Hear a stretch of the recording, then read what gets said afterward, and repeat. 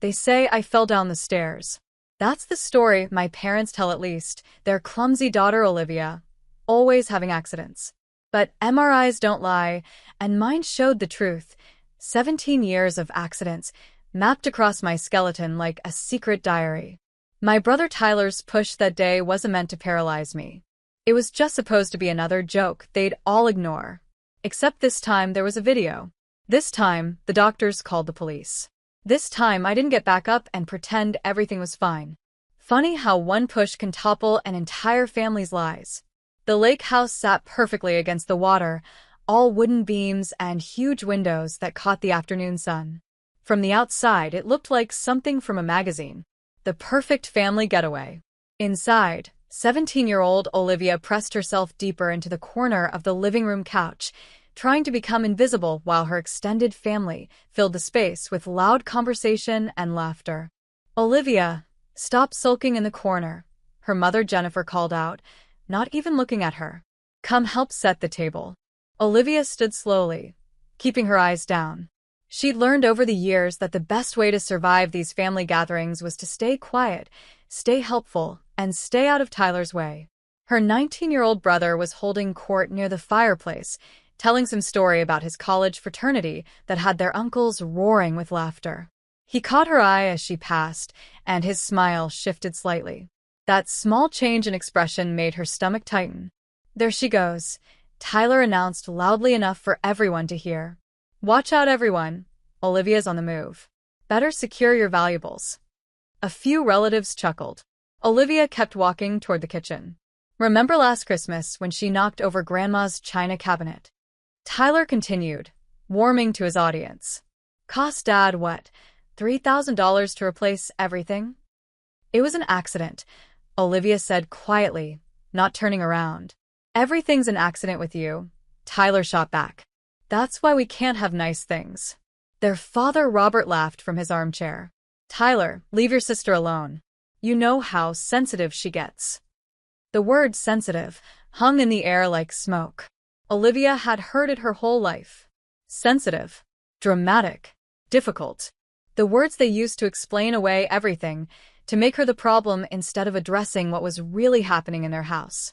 In the kitchen, she found her Aunt Susan arranging appetizers on a platter. Susan gave her a small smile, the kind that said she understood but wouldn't say anything. Nobody ever said anything. "Could you take these to the dining room?" Susan asked gently. Olivia nodded, grateful for the task. She carried the platter carefully, aware that Tyler was watching her from across the room. She could feel his eyes tracking her movement, waiting for her to stumble or drop something. She made it to the table successfully and started arranging the plates. "Kids these days," she heard her uncle saying to Tyler. "When I was in college, we knew how to have real fun. None of this social media nonsense." "Oh, we have plenty of fun," Tyler said, his voice carrying that edge Olivia knew too well. "Right, Liv? Tell Uncle Pete about all the fun you have at school." She didn't respond. She never knew what the right answer was. If she said she had friends, he'd mock her for lying. If she admitted she mostly kept to herself, he'd call her a loser in front of everyone. "She doesn't really do the social thing," Tyler answered for her. "More of a library ghost. Probably why she's so pale." "Tyler," their mother said mildly, not even looking up from her phone, "be nice to your sister." But there was no real warning in her voice. There never was. The afternoons stretched on painfully. They played board games, and Olivia tried to participate just enough to avoid attention. But Tyler kept finding ways to needle her. When she won a round of Trivial Pursuit, he accused her of cheating. When she got up to use the bathroom, he commented on how she always ran away when things got competitive. By evening, the atmosphere in the house had shifted. The adults had been drinking since lunch, and the younger cousins were getting cranky. Olivia saw her opportunity to escape during a particularly heated game of Monopoly. Tyler had just bankrupted their cousin and was gloating loudly when she quietly stood up. "Where are you going?" Tyler's voice cut through the celebration. "Just upstairs for a minute," she said, already moving toward the staircase. "Running away again?" He was on his feet now, following her. Typical Olivia. Can't handle a little competition. I'm just tired, Tyler. You're always tired. Or sick. Or something. He was right behind her now, as she reached the staircase landing. It's pathetic. She tried to move past him, but he stepped in front of her, blocking the way. He was bigger than her, had been since he hit his growth spurt at 14. Now, at 19, home from his sophomore year of college, he seemed to take up even more space than before. Tyler, please move. Or what? He spread his arms wide, grinning. I'm protecting the kingdom from the dragon. You can't pass. It was such a childish game, something from when they were little. But there was nothing playful in his eyes now. Olivia tried to duck under his arm, and that's when it happened. His hands connected with her shoulders hard. Not a push exactly, more like a shove, the kind that sent her backward with real force. She saw his face change as she fell, saw the flicker of something that might have been surprise or fear. Then she was tumbling, her body hitting the stairs at the wrong angle, her back twisting as she tried to catch herself. She heard the crack before she felt it, a sound like a branch breaking. Then she was at the bottom of the stairs, and the pain arrived all at once. She couldn't breathe, couldn't move, could only lie there staring at the ceiling while footsteps thundered above her. What happened? That was her mother's voice, sharp with annoyance. She fell, Tyler said quickly. She just fell. Olivia tried to speak, tried to say that wasn't what happened, but she couldn't get enough air. Her back felt wrong. Everything felt wrong. For God's sake. Her father's voice boomed from the top of the stairs. Olivia, get up. You're making a scene. She tried. She really tried. But when she attempted to move her legs, nothing happened. The panic that flooded through her was worse than the pain. I can't, she whispered. What do you mean you can't? Her mother was coming down the stairs now, careful in her heels. Stop being dramatic. Mom, I can't move my legs. There was a moment of silence. Then her father laughed, actually laughed. She's fine. She's always pulling stunts like this for attention. Tyler appeared at the edge of her vision, his face pale. It was just a joke, he said, but he was talking to their parents, not to her. I didn't push her that hard. So you did push her? Aunt Susan's voice came from somewhere Olivia couldn't see. Not like that, Tyler said defensively. We were just messing around. She needs a hospital, Susan said firmly. She needs to stop being so dramatic, Robert countered. Olivia, seriously, get up. You're embarrassing yourself. The extended family had gathered now, a circle of faces looking down at her. Some concerned, some annoyed, most just uncomfortable.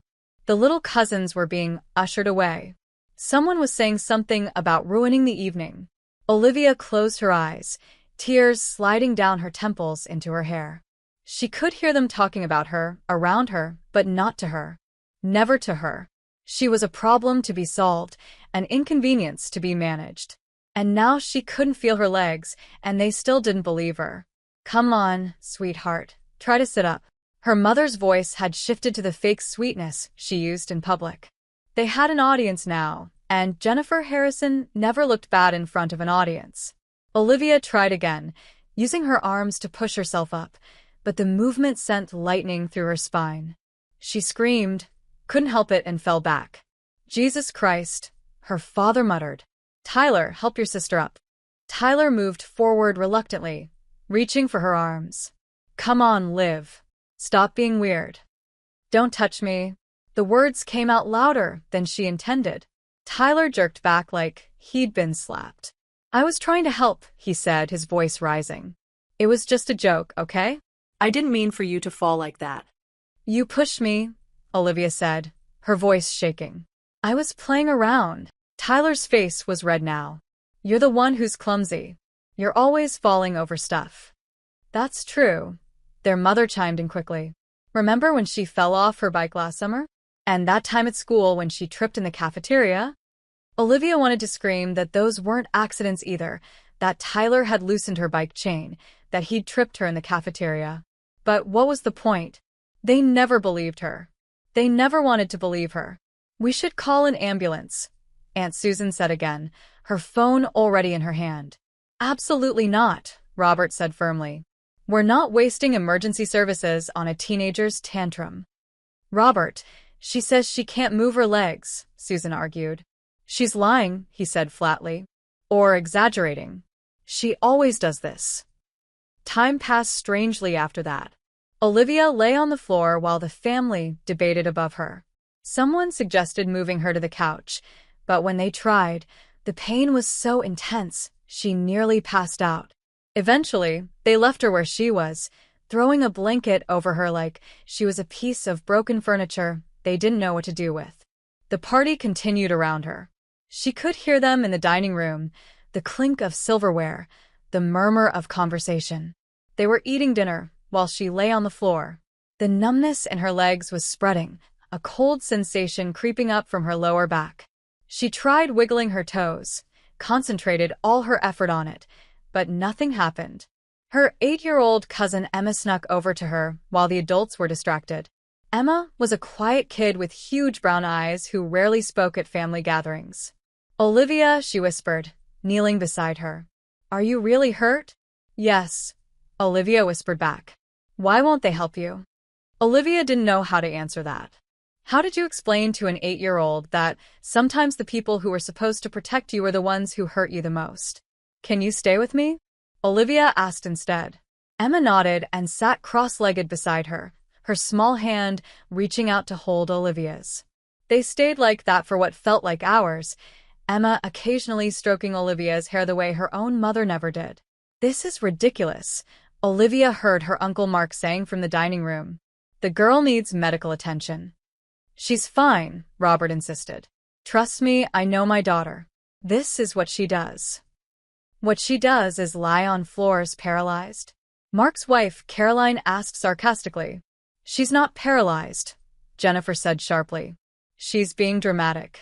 She's always been jealous of Tyler, always trying to get him in trouble. By throwing herself down the stairs? Caroline's voice was incredulous. You don't know her like we do, Robert said with finality. She's manipulative. Has been since she was little. Olivia felt Emma's hand tighten in hers. Even an 8-year-old could recognize gaslighting when she heard it. The argument continued until Caroline stood up from the dinner table and announced she was calling 911. You do that and you're not welcome in this house again, Robert threatened. Fine by me, Caroline shot back, her phone already at her ear. The room erupted. Robert was shouting about lawsuits and family loyalty. Jennifer was crying about how Caroline was ruining everything. Tyler kept saying it was just a joke, over and over like a broken record.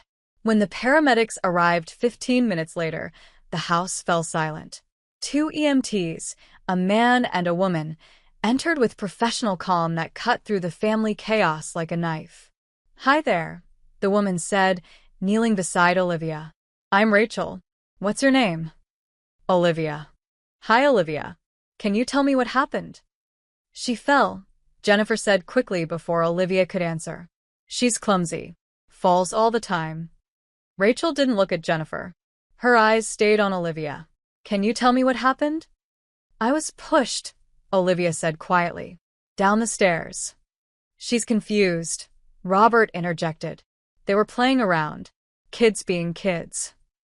The male paramedic was already examining her, his hands gentle but thorough. Can you feel this? He asked, touching her legs. No. He exchanged a look with Rachel. We need to transport her immediately. This is unnecessary, Jennifer protested. She's just bruised. Maybe pulled a muscle. Rachel stood up slowly and turned to face Olivia's parents. Ma'am, your daughter is showing signs of potential spinal injury. She needs immediate medical attention. She's faking, Robert said flatly. The male paramedic was checking Olivia's back now, carefully lifting her shirt. He went very still. Rachel, he said quietly, you need to see this.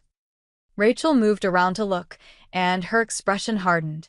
Olivia couldn't see what they were looking at, but she could guess. The bruises. Old ones and new ones. The map of Tyler's jokes, written on her skin. We're transporting now, Rachel said, her voice different. Colder. And we'll need someone to come with us to answer some questions. I'll come, Jennifer said quickly, grabbing her purse. Rachel looked at her for a long moment. Actually, we'll need both parents. Hospital policy. As they loaded Olivia onto the stretcher, she heard Rachel speaking quietly into her radio. Most of it was medical jargon she didn't understand, but she caught the last part clearly. Requesting police presence at the hospital. Possible child abuse situation. Tyler's face appeared above her as they wheeled her toward the ambulance. He looked scared now, really scared. Liv, he whispered urgently. Don't say anything stupid, okay? It was just a joke. You know it was just a joke. But Olivia was done pretending. Done protecting him. Done being silent. As they lifted her into the ambulance, she looked him straight in the eye and said loud enough for everyone to hear. No, Tyler. It wasn't. The hospital was a blur of white walls and bright lights. Olivia was rushed through corridors, medical staff calling out terms she didn't understand. The pain medication they'd given her in the ambulance made everything feel distant and dreamlike, but she could still feel the weight of what was happening. 17-year-old female, fall downstairs approximately 3 hours ago, Rachel was saying to the emergency room doctor. Possible spinal trauma. Unable to move lower extremities. Multiple contusions in various stages of healing observed on back and torso. The doctor, a woman with kind eyes behind wire-rimmed glasses, leaned over Olivia. Imdret Patel. We're going to take good care of you, okay? Olivia nodded, or tried to. They'd put her neck in a brace, and movement was difficult. We need to get her to imaging immediately, Dr. Patel said. Full spinal series, and I want a complete body scan. My parents, Olivia whispered. They're here, a nurse said gently. They're in the waiting room. As they wheeled her toward the MRI suite, Olivia could hear her mother's voice carrying down the hallway. This is ridiculous. She's fine.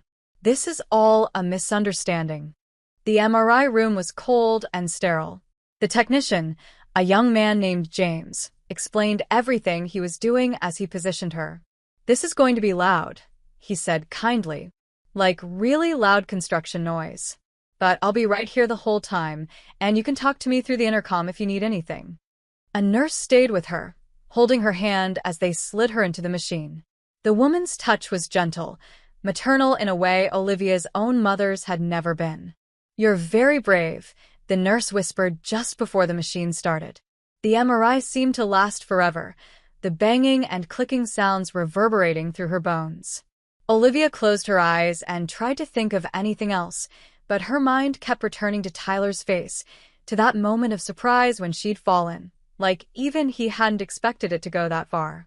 When it was over, James helped transfer her to a regular hospital bed. His face was carefully neutral, but Olivia saw him exchange a look with a nurse. The doctor will be in to talk to you soon, he said, but something in his voice had changed.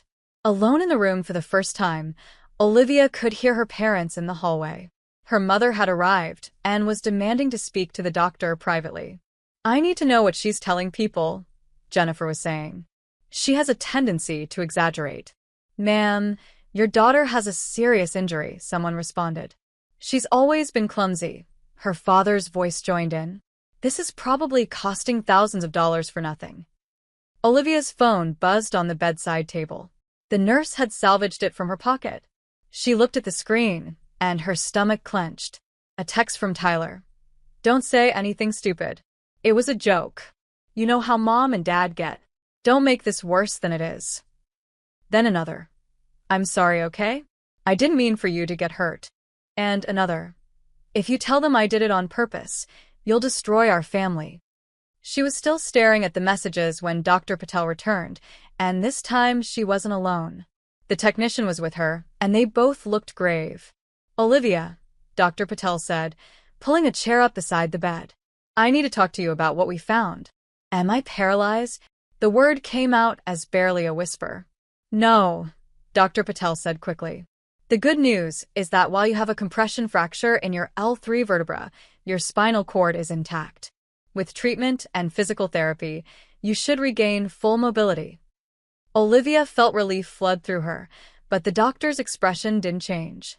However, Dr. Patel continued, the MRI showed something else. Something concerning. She pulled up images on a tablet, showing them to Olivia. They looked like ghostly white pictures of bones. "These are your ribs," she said, pointing. "This fracture here is fresh, from today. But these," she pointed to several other areas, "these are older. Different stages of healing. This one is maybe 2 months old. This one perhaps 6 months." Olivia stared at the images. Evidence. Finally, evidence that she wasn't crazy, wasn't dramatic, wasn't making things up. "There's also this," Dr. Patel continued, showing another image. "Damage to your T7 vertebra that's at least a year old. Olivia, these injuries, they paint a picture of repeated trauma. Can you tell me how they happened?" The room felt very quiet suddenly. Olivia could hear her heart monitor beeping, could hear voices in the hallway, but it all seemed very far away. "My brother," she said finally. Tyler. He likes to play rough." "Play rough how?" And suddenly it was all spilling out. The pushing, the shoving, the accidents that weren't accidents. The time he'd pushed her off her bike and she'd ended up with a concussion. The time he'd locked her outside in the snow in just her pajamas. The time he'd held her head underwater in the pool until she'd nearly drowned, then told everyone she'd been showing off and gotten in over her head. Dr. Patel listened without interrupting, occasionally making notes on her tablet. When Olivia finished, the doctor was quiet for a moment. "Olivia, what you're describing is abuse. Physical abuse. And from these scans, it's been going on for a long time." "My parents say I'm clumsy," Olivia said automatically. "You're not clumsy. You're being hurt. And from what I'm seeing here, you've been being hurt for years." There was a knock on the door, and a nurse poked her head in. "Doctor, the parents are insisting on seeing their daughter." "Not yet," Dr. Patel said firmly. "I need to make some calls first." She turned back to Olivia. "I've asked hospital security to contact the police. Someone needs to document this properly. Is that okay?" Olivia nodded, feeling something shift inside her chest. For the first time in her life, someone believed her. Someone saw what was happening and called it what it was. Her parents must have forced their way past the nurses, because suddenly they were in the room. Her mother's face was flushed with anger, her father's jaw clenched tight. "What are you telling them?" Jennifer demanded. "What lies are you spreading?" "Mrs. Harrison," Dr. Patel said, standing up. "I'm going to have to ask you to leave. She's my daughter. I have every right to be here. Your daughter is 17 and has disclosed abuse. Hospital policy requires." "Abuse?" Robert's voice was dangerous. She fell down the stairs. "If she's saying anything else, she's lying." "The medical evidence suggests otherwise," Dr. Patel said calmly. "Medical evidence?" Jennifer laughed, but it sounded hysterical. "She's clumsy. She's always been clumsy. Tell them, Olivia. Tell them about all your accidents." But before Olivia could respond, 2 hospital security guards appeared in the doorway, along with a police officer. "Mr. and Mrs. Harrison," the officer said. "I'm Officer Thompson. I need to speak with you and your son. Is he here?" "This is insane," Robert said. "We're not talking to anyone without a lawyer." "That's your right," Officer Thompson said. "But I'll need you to come with me now. We have some questions about your daughter's injuries." Jennifer turned to Olivia, and for a moment, her mask slipped completely. The look she gave her daughter wasn't motherly concern or even anger. It was pure hatred. "You're destroying this family," she hissed. "No," Olivia said, finding her voice at last. "Tyler did that. And you let him." Officer Thompson escorted her parents out, but not before Olivia heard him say something that made her heart race. "We're also going to need to speak with Tyler Harrison." "Is he in the waiting room?" Dr. Patel sat back down beside Olivia's bed. "You did the right thing," she said gently. "I know it doesn't feel like it right now, but you did the right thing." Olivia looked at the MRI images still displayed on the tablet. All those old fractures, all that hidden damage finally visible. The truth literally written in her bones. "What happens now?" she asked. "Now we make sure you're safe," Dr. Patel said. "And we make sure this never happens again." Through the door, Olivia could hear commotion in the hallway. Tyler's voice, loud and defensive. "It was just a joke. I didn't mean to hurt her. She's always been dramatic." Then Officer Thompson's voice, calm but firm. "Mr. Harrison, I'm going to need you to come with me." For years, Olivia had been falling, and no one had caught her.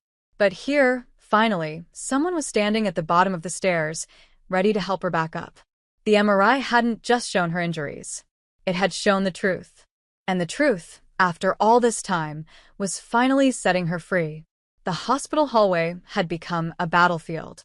Through her door, Olivia could hear her mother's voice rising to a pitch she'd only heard a few times before, when Jennifer Harrison's carefully constructed image was truly threatened. "You can't just take my son." Jennifer was practically screaming. "He's a good boy. He's in college. He has a future." "Ma'am, he's 19 years old." Officer Thompson's voice was steady. "He's an adult, and we need to ask him some questions about your daughter's injuries." "It was an accident." Tyler's voice cracked. "I already told you. We were just messing around." Olivia pulled the thin hospital blanket up to her chin, trying to block out the chaos. A soft knock on her door made her look up. A woman in her 40s with gentle eyes and a professional blazer entered. "Hi, Olivia. I'm Sarah Mitchell from Child Protective Services. Even though you're 17, we're involved because there are younger children who visit your home. May I sit?" Olivia nodded. Sarah pulled up a chair, her movements calm and deliberate. "I know you've already told your story to Dr. Patel, but I need to hear it from you. And I need to know about your cousin Emma and any other children who spend time at your house." "Emma's safe," Olivia said quickly. "Tyler only does this to me." "Why do you think that is?" Olivia had never really thought about it before. "I guess I was the only one who ever said no to him. When we were kids, I wouldn't let him copy my homework, wouldn't cover for him when he broke things. He called me a snitch." Sarah made notes in a small notebook. "And your parents? They think he's perfect. He's the athlete, the popular one, the one going to a good college. I'm just—" She trailed off. "You're just what?" "The problem. The difficult one. The one who ruins things by existing." Before Sarah could respond, the door burst open. Robert Harrison stood there, his face red with rage, a man in an expensive suit beside him.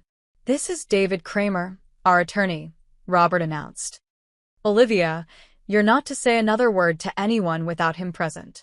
"Mr. Harrison," Sarah said calmly, "your daughter is giving a statement about her injuries.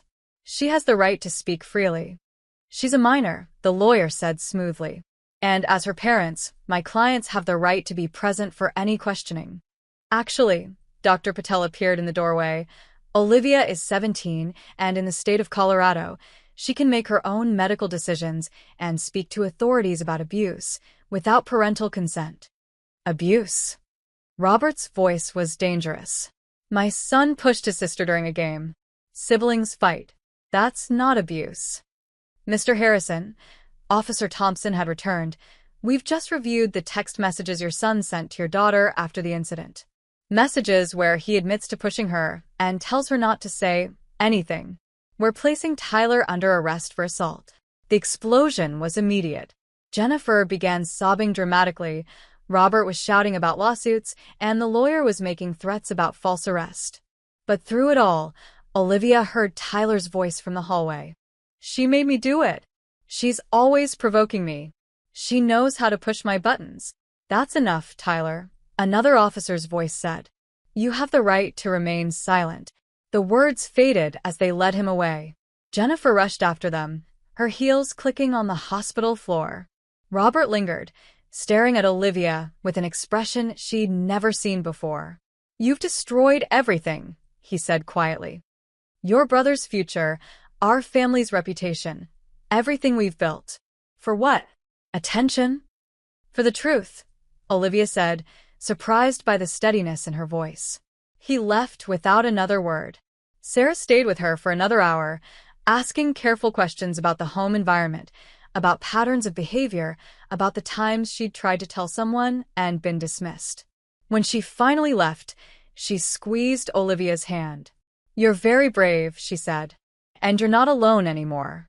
That evening, Aunt Susan snuck into her room after visiting hours, looking around nervously. I had to use my hospital volunteer badge to get in, she admitted, sitting on the edge of Olivia's bed. Your parents have you on a no-visitor list except for them and their lawyer. Why are you here? Olivia asked, genuinely curious. Susan had always been kind but never intervened before.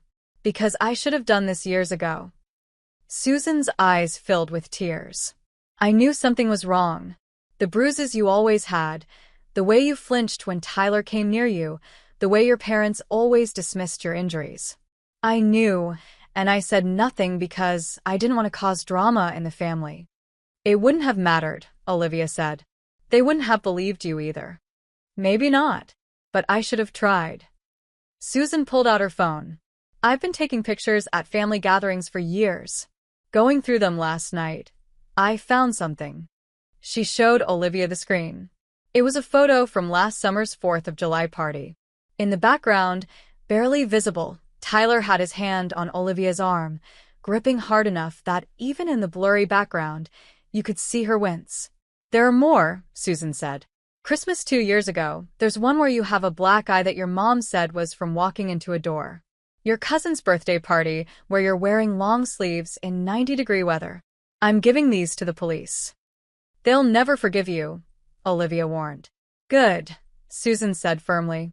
I don't want their forgiveness. The next morning brought a new complication. Jennifer arrived with a different strategy, tears streaming down her perfectly made-up face. Sweetheart, she said, reaching for Olivia's hand. Olivia pulled away. I know you're confused and hurt. The medication they have you on, it can make you remember things differently. The MRI doesn't lie, Mom. Jennifer's expression flickered. Those old injuries, they were from your clumsiness. Remember when you fell off your bike? When you tripped at school? Tyler loosened my bike chain. He tripped me at school. You can't prove that, Jennifer said, and there was something triumphant in her voice. It's your word against his. And sweetheart, who do you think people will believe? The star athlete with a bright future, or the troubled girl who's been in therapy for anxiety and depression? Olivia felt her heart sink. She had been in therapy, briefly, until her parents decided it was making her worse and pulled her out. The medical evidence, Olivia started, shows injuries that could have come from anywhere, Jennifer interrupted. Our lawyer says without proof that Tyler caused them intentionally, it's just unfortunate accidents. She leaned closer, and Olivia could smell her expensive perfume. Come home, Jennifer whispered. Tell them you were confused, that it was an accident. Tyler will apologize, we'll get you the best physical therapy, and everything can go back to normal. Normal. Olivia couldn't help but laugh. Normal was being afraid in my own home. Normal was being called clumsy and dramatic when I was being hurt.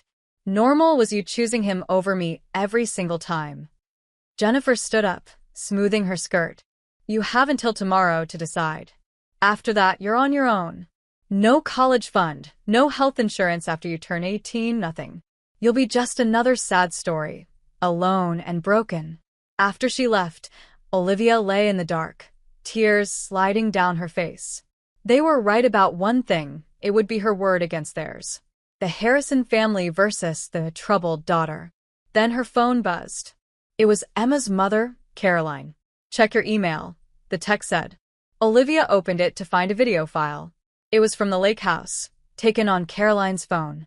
She'd been recording Emma singing, but in the background, clear as day, was the staircase. The video showed Tyler blocking Olivia's path, showed him shoving her, showed her falling. Everything. Emma remembered I was recording her. Caroline's next text read, "We have proof."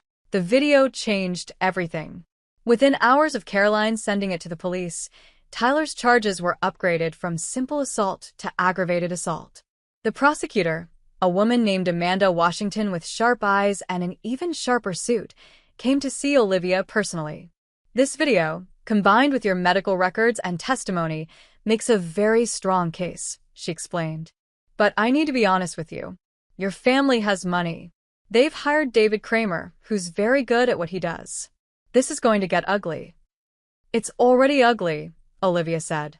Amanda smiled slightly. Fair point. Tyler's been released on bail with conditions, no contact with you, He can't come within 500 feet of you, and he has to surrender his passport. My parents posted his bail? Within an hour of his arrest. Olivia wasn't surprised, but it still hurt. The next few days brought a media storm. Somehow, the story had leaked. College student arrested for assaulting sister. Made the local news, then spread to social media. Tyler's fraternity suspended him pending investigation. His college announced they were reviewing his enrollment status. Robert and Jennifer fought back in the court of public opinion. They gave an interview to a local morning show, Jennifer dabbing at her eyes with a tissue as she described Olivia as a troubled teen who had always resented her successful brother. "We've tried so hard with her," Jennifer said to the sympathetic host. "Therapy, medication, special attention. But she's always been jealous of Tyler." "And these injuries?" the host asked carefully. "She's always been accident-prone," Robert said smoothly. "We have medical records going back years. Falls, bumps, bruises. We even had her tested for balance disorders. They were good." Olivia had to admit that. They'd taken every injury Tyler had caused and spun it into evidence of her supposed clumsiness. But Amanda Washington was better. She released a statement with select portions of the medical records, showing the pattern of injuries consistent with abuse, not accidents. She shared statistics about sibling abuse, how it was often overlooked and dismissed. And then, with Olivia's permission, she released a single still from Caroline's video. The moment of Tyler's hands on Olivia's shoulders, his face twisted in anger. Tyler's carefully crafted image crumbled overnight. His social media filled with comments calling him a monster. His fraternity officially expelled him. The college announced he was no longer welcome on campus. And Tyler, predictably, lashed out. Despite the restraining order, he found ways to get messages to Olivia through mutual acquaintances. "You've ruined my life. I hope you're happy. This is all your fault." But the most chilling message came through their cousin. "She's lying about other things too. I never hurt her before. This was the only time." That's when Olivia made a decision. She started writing. She'd always kept journals, hidden in various places Tyler and her parents couldn't find them. Now, in the hospital, she began transcribing them, typing everything into her phone. Every incident, every injury, every dismissal, every excuse. September 15th, 2 years ago, Tyler pushed me into the pool fully clothed because I wouldn't give him my homework. When I couldn't swim properly in jeans and sneakers, he told Mom I jumped in to get attention. December 23rd, 3 years ago, he locked me in the basement storage room during Christmas dinner. 3 hours in the dark. When Dad finally found me, Tyler said we were playing hide and seek, and I was too stupid to realize the game was over. March 10th, last year. Broke my ribs wrestling. Mom said it was my fault for not being careful. I had to wrap them myself because they wouldn't take me to the doctor. Pages and pages of evidence, dated and detailed. Sarah Mitchell from CPS read through them with tears in her eyes. "This is systematic abuse," she said, "and systematic neglect from your parents." The prosecutor added the journals to evidence. The case was building. Meanwhile, Olivia had been moved to the rehabilitation wing of the hospital. Her spinal fracture was healing, but she needed intensive physical therapy to regain full mobility in her legs. The first time she stood up, supported by parallel bars, she cried, not from pain, but from relief. "You're doing amazing," her physical therapist, Marcus, encouraged her. "Most people with your injury take weeks to get this far." "I'm motivated," Olivia said through gritted teeth, taking another shaky step. "I can see that. Family visiting today?" "No," Olivia said simply. Marcus didn't push. But she did have visitors. Caroline came every day with Emma, who drew pictures for Olivia's room. Susan brought home-cooked meals, ignoring the angry texts from Jennifer calling her a traitor. Even Uncle Mark stopped by, awkwardly admitting he should have stood up to Robert years ago. "I was a coward," he said simply. "I'm sorry." A reporter from the Denver Post reached out, wanting to do a feature story on sibling abuse. After discussing it with Amanda, Olivia agreed to an interview with her identity protected. The article, titled "The Hidden Epidemic: When Siblings Become Abusers," featured Olivia's story prominently. It talked about how sibling abuse was often dismissed as kids being kids, how parents often enabled it by refusing to see one child as capable of seriously hurting another. The response was overwhelming. Hundreds of people reached out with their own stories. Olivia read them late at night, finding comfort in knowing she wasn't alone. But the Harrisons weren't giving up without a fight. David Kramer filed motion after motion. He argued the video was inadmissible because it was taken without Tyler's consent. He claimed Olivia's journals were creative writing exercises, not factual accounts. He brought in a medical expert who testified that Olivia's injuries could have resulted from a connective tissue disorder that caused easy bruising and fractures. "They're trying to gaslight the entire legal system," Amanda told Olivia after a particularly frustrating hearing. But juries aren't stupid. They can see patterns. The trial date was set for 3 months out. Tyler remained free on bail, though his life had effectively imploded. He'd been kicked out of his apartment when his roommates learned about the charges. His girlfriend left him. His summer internship was rescinded. Robert and Jennifer sold their vacation home to pay for his legal defense. "Look what you've done to us," Jennifer said during what would be their last confrontation at the hospital. "We're selling everything. Your father's reputation is ruined. Tyler can't go back to school. Are you satisfied?" "I didn't do this," Olivia said quietly. "Tyler did this. You did this. Every time you looked away, every time you called me dramatic, every time you chose him over me, you did this. We gave you everything." Jennifer exploded. "You gave me bruises and anxiety and a brother who knew he could hurt me without consequences." Olivia shot back. "That's what you gave me." The courtroom was smaller than Olivia had expected. 3 months had passed since the fall, and she could walk now, though she still used a cane on bad days. Today was a bad day, but she refused to lean on it as she made her way to the witness stand. Tyler sat at the defense table in a suit that couldn't hide how much weight he'd lost. Their parents were behind him, Jennifer clutching Robert's hand like a lifeline. They wouldn't look at her. "State your name for the record," the clerk said. "Olivia Grace Harrison." Amanda Washington stood up, giving Olivia an encouraging nod. "Olivia, can you tell us about your relationship with your brother?" For the next 2 hours, Olivia spoke. She talked about the years of abuse, the constant fear, the way her parents had dismissed and diminished her pain. She kept her voice steady, even when describing the worst incidents.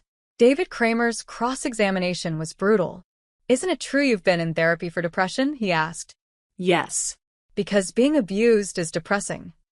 You kept journals, but you never told anyone what was allegedly happening?" "I told my parents. Multiple times. They didn't believe me." "Or perhaps these incidents didn't happen the way you remember them?" "The MRI doesn't lie, Mr. Kramer. Neither does the video." He tried everything, suggesting she was jealous of Tyler's success, that she had a pattern of attention-seeking behavior, that her injuries were self-inflicted or accidental. But Olivia had spent 3 months preparing for this with Amanda. She didn't waver. The prosecution's evidence was overwhelming. The video played on a large screen, Tyler's shove clear and deliberate. The medical experts explained how the pattern of injuries was consistent with long-term abuse. Sarah Mitchell testified about the family dynamic she'd observed. Then came the surprise witness. The prosecution calls Madison Wells. Olivia didn't recognize the name until a young woman took the stand. Then she gasped. Madison had been Tyler's girlfriend in high school. "Ms. Wells," Amanda began, "you dated Tyler Harrison for how long?" 2 years. Junior and senior year. "Why did the relationship end?" Madison looked directly at Tyler. "He pushed me down a flight of stairs." The courtroom erupted. Jennifer actually screamed. "She's lying." The judge banged his gavel. "Order." Madison continued, her voice shaking but determined. "He said it was an accident. I believed him at first. But then I saw how he was with Olivia at a family dinner I attended. The way he accidentally hurt her. The way their parents ignored it. I realized what he'd done to me wasn't an accident either." "Did you report it?" Amanda asked. No. "I was 17. I was scared. And I saw how the Harrisons treated Olivia when she tried to speak up. I knew no one would believe me. Tyler's defense fell apart after that. Two more ex-girlfriends came forward with similar stories. A teammate from high school testified about Tyler's violent temper. The pattern was undeniable. When Tyler took the stand in his own defense, he was a shadow of his former confident self. It was just roughhousing, he insisted. Siblings fight. I never meant to really hurt her.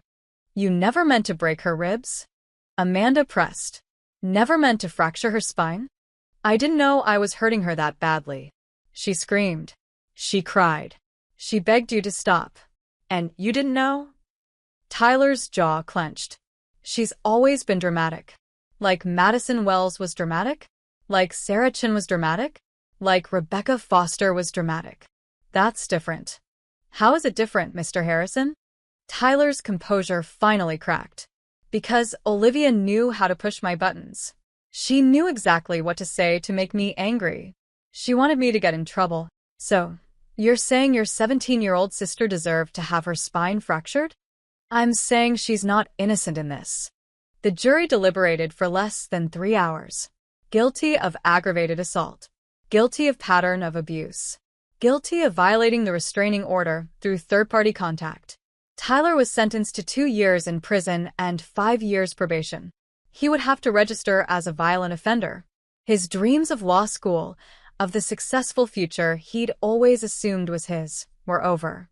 Robert and Jennifer were charged with child neglect and endangerment.